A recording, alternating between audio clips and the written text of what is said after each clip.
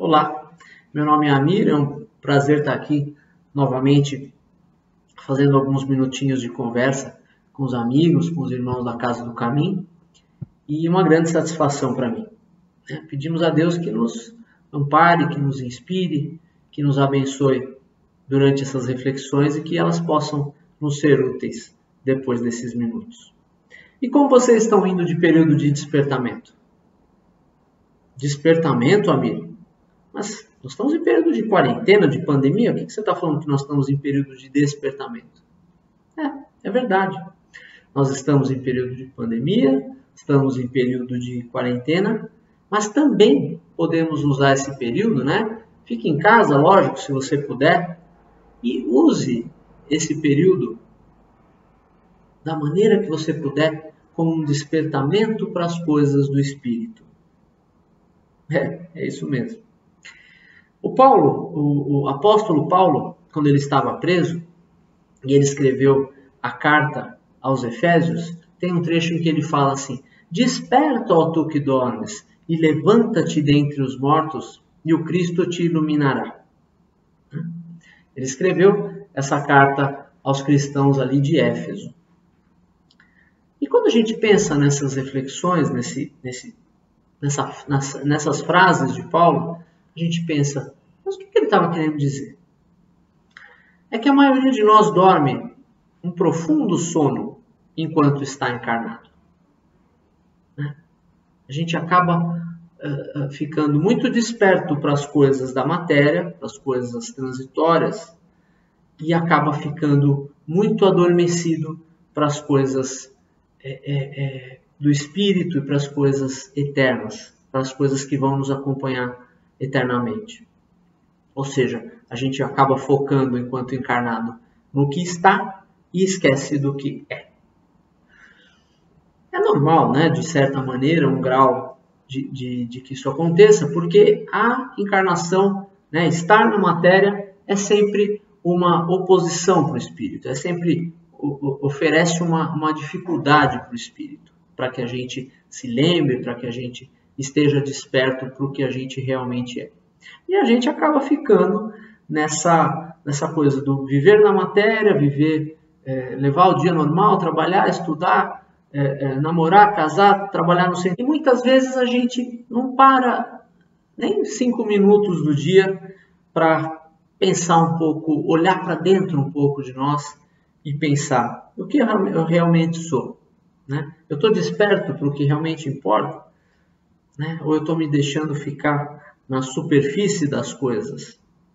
Né? Muitas vezes a gente, quando as coisas nos acontecem, os acontecimentos do dia a dia, a gente acaba ficando na superfície das coisas e acaba não enxergando a essência delas.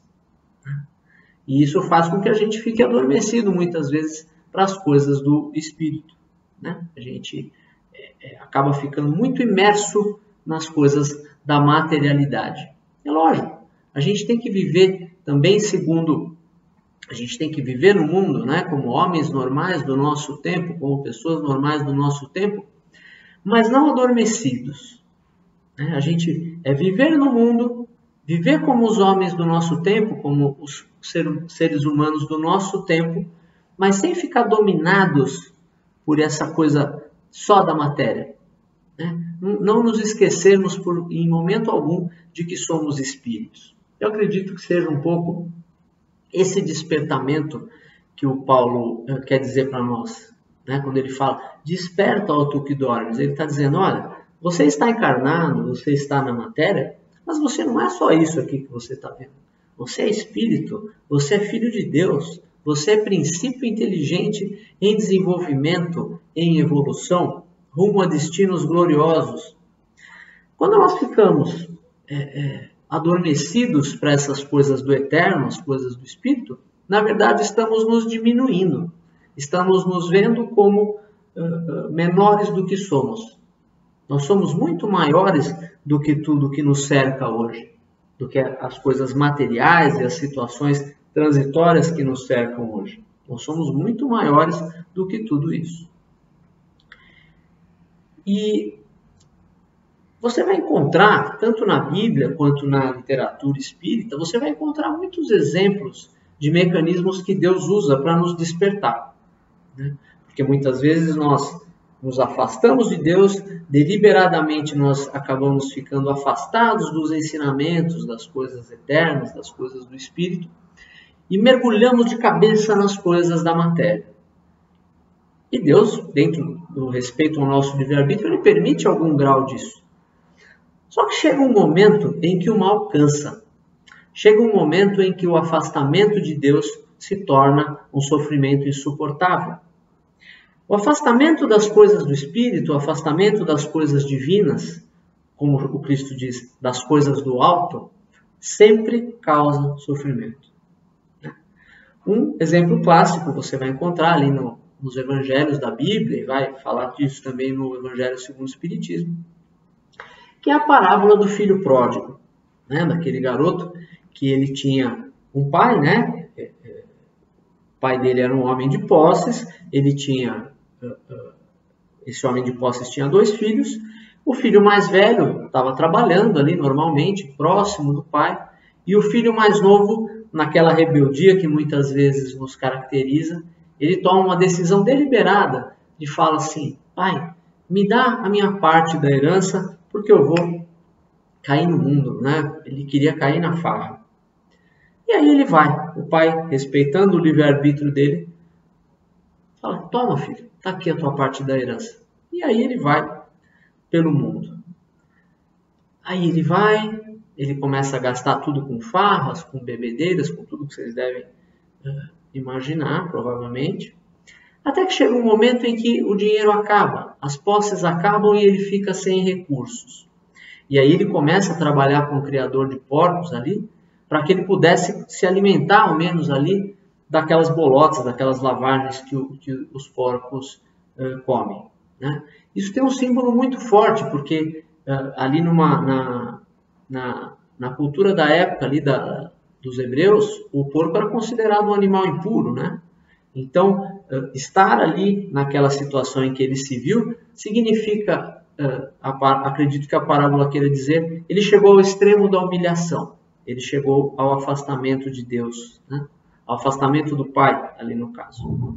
E aí ele tem um momento de despertamento, em que ele dá um estalo e ele fala assim: nossa, eu estou aqui naquela situação, e na casa do meu pai, de onde eu saí, até os empregados, até os servidores, vivem melhor do que eu estou vivendo aqui. E aí ele fala: levantar-me-ei. Olha o movimento. Levantar-me-ei. Ele quis se elevar. Irei ter com meu pai e pedir que me aceite como mais um dos seus servidores. Ele não fala: vou lá e vou tomar toda a minha herança, vou voltar para a casa do meu pai e ele vai ter que me aceitar. Não. Ele estava num instante ali em que o despertamento o fez ter humildade. Irei ter com meu pai, levantar-me-ei, irei ter com meu pai e pedir a ele que me aceite como mais um dos seus servidores. E o interessante é que, quando ele decide voltar ao pai, o pai não espera ele chegar. Quando ele vê o filho ao longe, ou seja, quando ele vê que o filho fez o movimento, ele vai até o filho, né? O filho fala: pai, pequei contra o céu e contra ti. E ele levanta o filho, coloca uma aliança no dedo do filho, de maneira simbólica, ele estava recebendo o filho ali de volta, e levanta o filho ali do chão, né? E aí, quando o outro irmão, que voltando do campo, ficou, aí ele fala, né, o pai: matem um novilho, né, vamos dar uma grande festa, porque este meu filho estava morto e reviveu. E aí a gente volta um pouco ao tema que a gente começou a nossa conversa aqui. Este meu filho estava morto e reviveu. Que significado tem isso? Ele não estava morto no sentido físico, no sentido material. Mas ele estava morto durante aquele período de afastamento do pai. Ele estava morto para as coisas do espírito. Estava morto para as coisas do alto. E o extremo do sofrimento, o extremo da humilhação, fez com que ele acabasse despertando, né? E aí o irmão chega e fala, acha ruim ali, né? Fala: nossa, pai, eu sempre estive do teu lado e você nunca me deu um cabrito para festejar com meus amigos. E aí o pai explica, né? Olha o momento também de autoconhecimento que o outro irmão também pôde ter, né? Porque se não fosse essa situação, ele talvez não percebesse o tanto de inveja ali que ele estava sentindo. E aí o pai fala: filho, tudo que é meu é teu, você sempre esteve ao meu lado, mas este teu irmão estava morto e reviveu. Bonito, né? Ele estava morto para as coisas do Espírito. No momento de despertamento, ele renasce, ele desperta para as coisas do Espírito. Você vai encontrar também na doutrina espírita, né, nos livros aí complementares aí da doutrina espírita, um bom exemplo é o despertamento de André Luiz no livro Nosso Lar. Né? O espírito André Luiz, a maioria já deve conhecer, né, ter lido o livro Nosso Lar. O André Luiz foi um espírito, que foi um médium, né? E ele sempre foi meio desligado dessas coisas do espírito, das coisas, vamos dizer, que transcendem a matéria. Sempre foi meio desligado para isso. Foi uma pessoa boa, uma pessoa tranquila, mas não era muito ligado ali a querer conhecer sobre Deus, sobre o espírito, a querer se espiritualizar. E aí o livro Nosso Lar, ele relata que ele ficou aí cerca de 8 anos ali nas regiões inferiores, ali, no que ele chama de umbral, ali no livro. E não teve um despertamento imediato. Ele teve que ficar ali muito tempo lidando com as suas culpas, com os seus medos, com as suas situações ali psicológicas e naquela comunidade ali, se é assim que podemos dizer, de espíritos que estavam na mesma situação. Diga-se de passagem que não é Deus que constrói essas regiões do plano espiritual inferiores dessa maneira tão feias e tão assustadoras, não é isso. Né? Ali as pessoas se reúnem ali por afinidade e o pensamento e o sentimento delas é que vai moldando aquelas regiões, né, dada a plasticidade da matéria no plano espiritual. Vai moldando, a matéria mais sutil nós estamos dizendo, né? Elas vão moldando com o seu desequilíbrio de pensamento e de sentimento aquelas regiões daquele jeito. Não foi Deus que deixou essas regiões tão feias para recebê-los. São eles é que por afinidade se reúnem e aquilo vai tomando a forma do que eles pensam e do que eles sentem. Ele ficou 8 anos naquele sofrimento, sendo insultado, sendo ali amedrontado pelos outros, até que chega um momento, ele não tinha feito isso até então, até que chega um momento em que ele fala: quando me senti completamente colado ao lodo da terra e as energias me faltaram de todo, lembrei, até então eu não tinha lembrado, lembrei que deveria existir um supremo autor da vida e roguei a ele que me estendesse suas mãos paternais. Nem sei quantas horas durou o rogativo. E aí ele recebe aquele socorro do Clarencio, que na verdade estava ali há muito tempo, mas só então ele se elevou para conseguir entrar em contato com aqueles que, no contato suficiente com aqueles que poderiam ajudá-lo, que poderiam socorrê-lo. E aí esse foi o despertamento do André Luiz, que ele estava completamente afastado também das coisas do espírito, e a dificuldade ali, a situação também difícil, o fez despertar. E ali ele fala, né? Por que o socorro não estava disponível antes? E o Clarencio lá, que o socorreu, ele fala: eu estava aqui o tempo todo. Você é que não conseguia perceber a nossa presença. E o André Luiz dá alguns conselhos ali no final desse capítulo, ou do capítulo seguinte, talvez, em que ele diz o seguinte: buscai a verdade antes que a verdade vos surpreenda. Suai agora para não chorardes depois. O que ele está dizendo ali, provavelmente? Despertem. Desperta, ó tu que dormes. E o Cristo, levanta-te dentre os mortos e o Cristo te iluminará. Em outras palavras, ele está dizendo aqui no livro espírita mais ou menos o que Paulo falou para a gente cerca de 2000 anos atrás ali, quando escrevia aos cristãos de Éfeso. Tem em comum entre tudo isso? É que toda aprovação, toda situação em que a gente está numa dificuldade, pode ser uma grande oportunidade de despertamento. Toda prova que nos chega pode ser para ensinar alguma coisa, Pode ser para mostrar alguma coisa que em outra situação a gente não veria, porque algumas coisas a gente só enxerga na hora da crise. Ou pode ser que esteja querendo amolecer alguma coisa no nosso coração que não amoleceria de outra maneira. A dificuldade, na verdade, é uma professora. Então, quando nós começamos essa conversa falando de despertamento, em vez de falar de pandemia, falar de quarentena, nós estamos dizendo que a quarentena, esse ficar em casa, vamos dizer assim, com os nossos próprios pensamentos, com os nossos próprios sentimentos, o tempo todo, sem que as distrações externas nos desviem deles, é meio que um curso intensivo de autoconhecimento. Para quem souber aproveitá-lo, ele pode ser um grande período de despertamento, de modo que ao final desse período nós estejamos mais fortes, nós estejamos mais sábios, nós estejamos pessoas melhores, consigamos lidar melhor com a vida lá fora.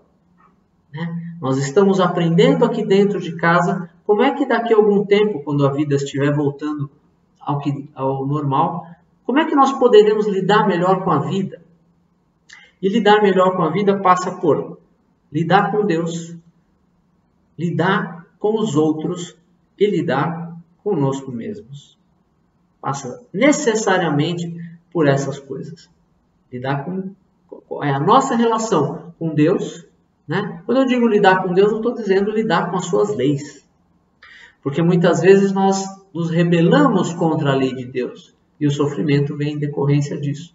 Porque nós somos regidos, a nossa vida, o universo é regido por uma lei num determinado sentido. E nós teimamos em ir, muitas vezes, no sentido oposto. Isso invariavelmente gera sofrimento. E a dificuldade, muitas vezes, que nós temos para lidar conosco, se reflete na dificuldade que nós temos para lidar com os outros. Então, que nós possamos usar esse período de quarentena, esse período que estamos presos aqui em casa. O Paulo, nessas reflexões que o fizeram escrever a carta aos cristãos de Éfeso, ele estava não numa quarentena com internet, com comida à vontade, com televisão, com livros, com tudo, não. Ele estava numa prisão. Ele estava numa prisão. Então, a situação difícil, a situação de isolamento, não o fez deixar de dar os seus frutos. Ele escreveu e mandou essa carta. E fez certamente ali as suas reflexões, fez certamente ali o seu progresso também no autoconhecimento. Então, que nós possamos investir nisso, nesse processo de autoconhecimento. Eu estou bem? Eu estou bem. E eu estou bem pensando só em mim? Ou eu estou bem, mas eu também tenho uma preocupação coletiva com os outros, de procurar fazer, mesmo dentro de casa, o que eu possa fazer para ajudar os outros, de alguma maneira. Mas eu não estou bem, eu estou mal. Bom, se eu estou mal por quê? Eu estou mal porque eu estou achando que Deus perdeu o controle do universo, é isso? Eu estou achando que desde o início dos tempos, Deus vai errar pela primeira vez agora. É isso. Isso é falta de fé. É achar que Deus não sabe o que está fazendo. Ele sabe muito bem o que está fazendo. São processos aí que seguem as leis, que seguem um planejamento, que seguem uma lei de causa e efeito, mas segue também um propósito ali para a evolução da humanidade. E o que nos compete nesse momento é fazer com que isso não seja em vão. Ou seja, fazer com que nós possamos aproveitar esse período como autoconhecimento, como reflexão, como nos preocuparmos mais talvez com coletivos do que só conosco, Nos preocuparmos conosco como parte de uma coletividade. E não só, eu estou aqui com comida, com internet, com televisão, então, e com saúde, então está tudo bem.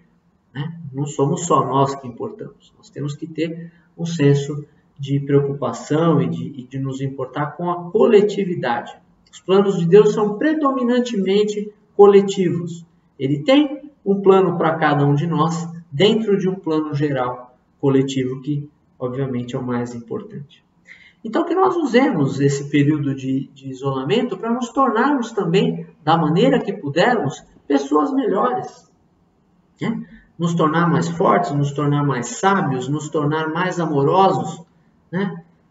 Esquecer aquelas mágoas, aquelas culpas que nós temos já de muito tempo, procurar lidar com isso de uma maneira mais tranquila, procurar lidar com isso de uma maneira mais cristã, né? Seguindo os ensinamentos do Cristo. E que nós possamos sair daqui, sair dessa pandemia, dessa quarentena, pessoas realmente melhores, pessoas mais despertas. Que Deus te abençoe, ilumine toda a sua família, lhe dê saúde e oriente cada uma das suas escolhas. Obrigado.